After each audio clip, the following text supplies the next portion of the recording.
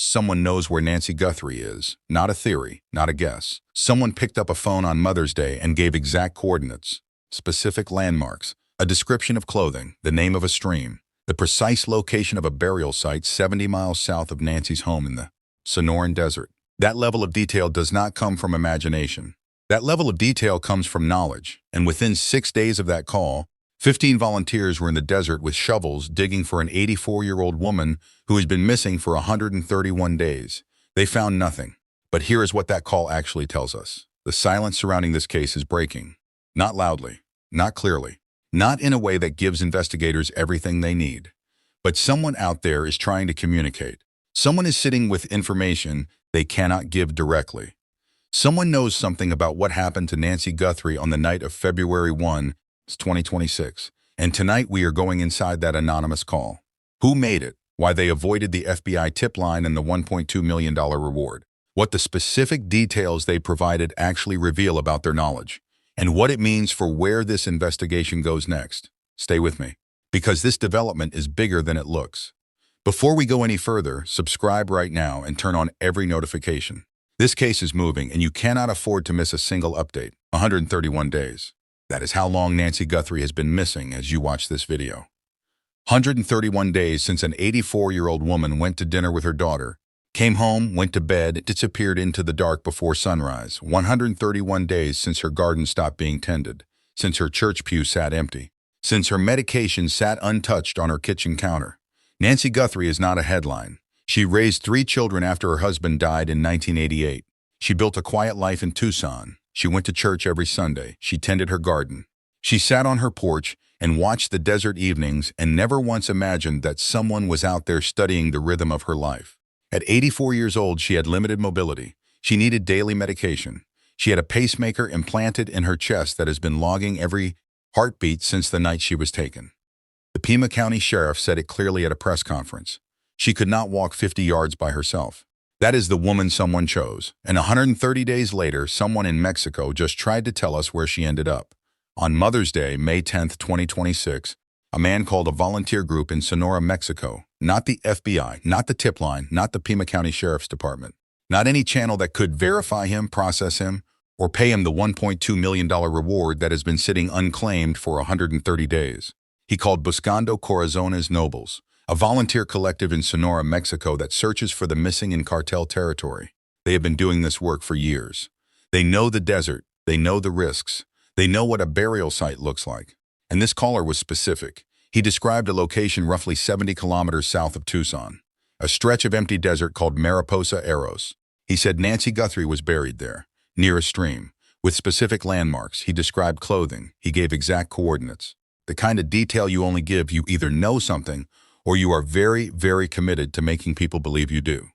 6 days later, on May 16th, 15 volunteers drove to those coordinates with shovels. They dug, they searched, they found nothing.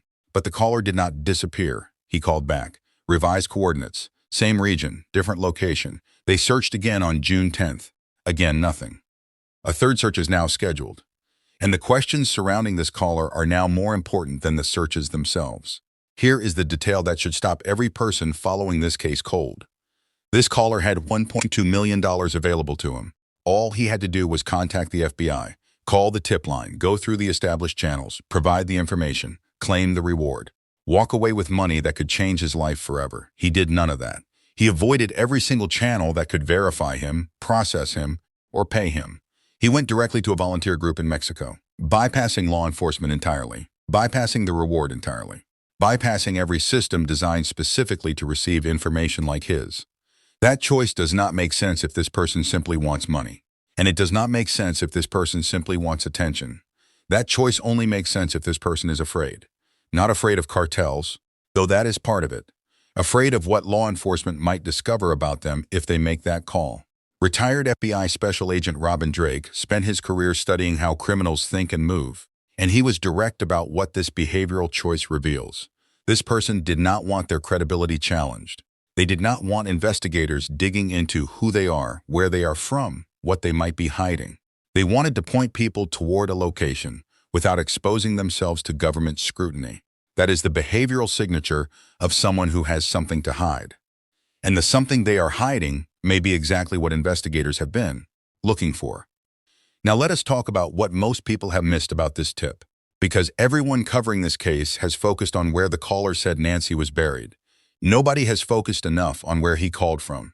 Mariposa Arrows, the search area he described, is not random desert. This is not an empty stretch of land that someone picked off a map. This is a known mass grave location. The same volunteer group that received this call has recovered approximately 32 bodies in this exact region since the beginning of 2026. 32 bodies in one area, in cartel territory. And that number forces a question that nobody is asking loudly enough. What if this caller is not talking about Nancy at all? Think about this carefully. What if this man knows that someone he loves, a family member, a friend, someone he cares about deeply, is buried in that mass grave? What if they were killed by cartels? What if he has been trying to get help for months and nobody is listening? He cannot go to Mexican authorities. He is in cartel territory. He is powerless. He has no resources. He has no platform. But he knows something. He knows there are bodies in that desert that the world needs to find. And he knows one thing that could make the world pay attention, named Nancy Guthrie. The moment he says Nancy Guthrie is buried in Mariposa Arrows, everything changes. International attention arrives. American resources get deployed. Volunteers drive out with shovels. The area gets searched and documented. And somewhere in that search, in that documentation, in that renewed attention to a stretch of desert where 32 bodies have already been found, his loved one might finally be discovered, might finally be identified, might finally get justice.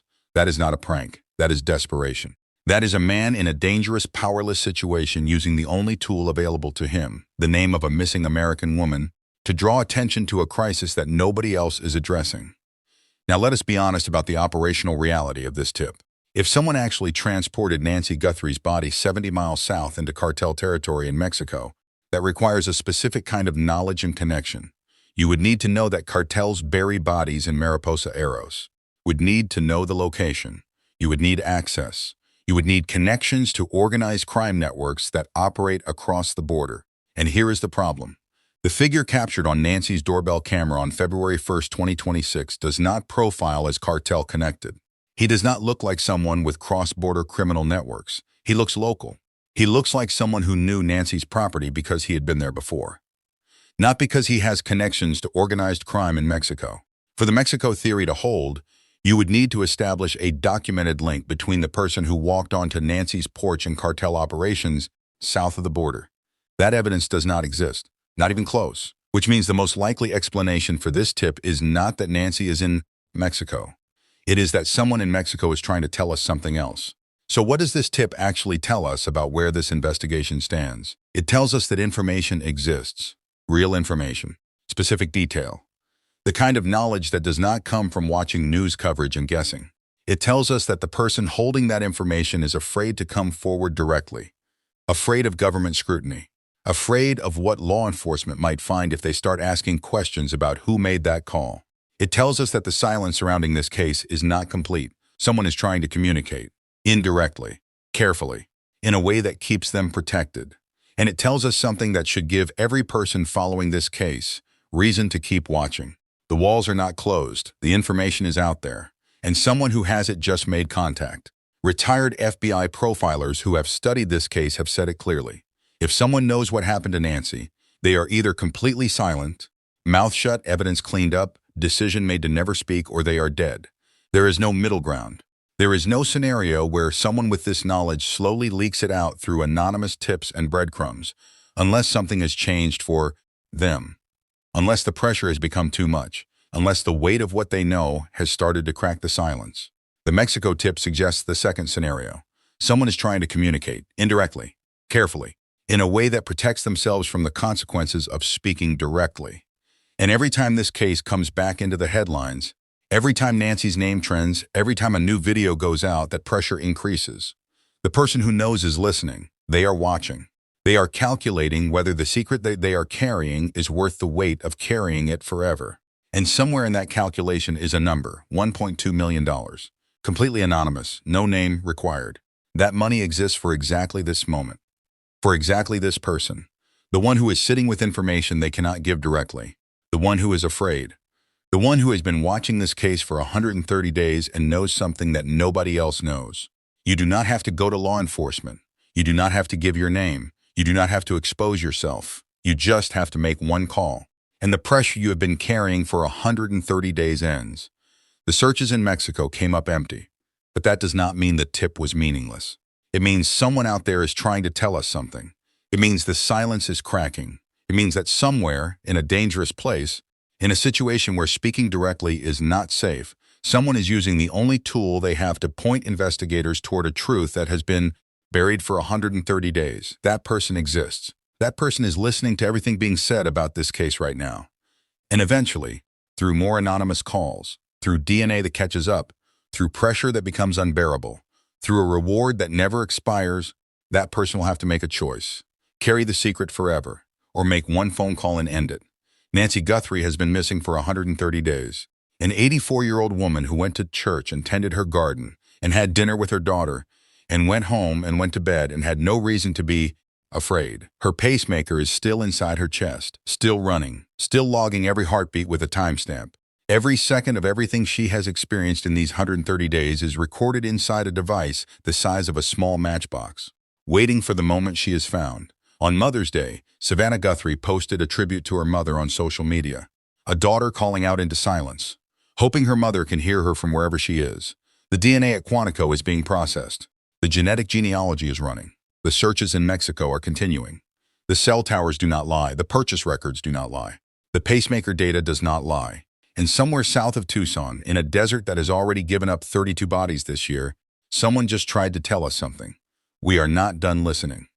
If you have any information about the disappearance of Nancy Guthrie, come forward right now. FBI tip line, 1-800-CALL-FBI online, tips.dog Pima County Sheriff, 520-351-4900. The reward is $1.2 million. Completely anonymous. No name required. Because somewhere tonight, an 84-year-old woman is waiting for someone who cares enough to find her.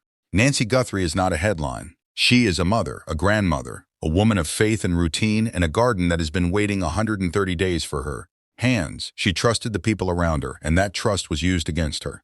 This case is not cold. It is not over. The silence is breaking. And Nancy Guthrie deserves to come home. Subscribe. Turn on every notification. Because when this case breaks, and it will break, you need to be here.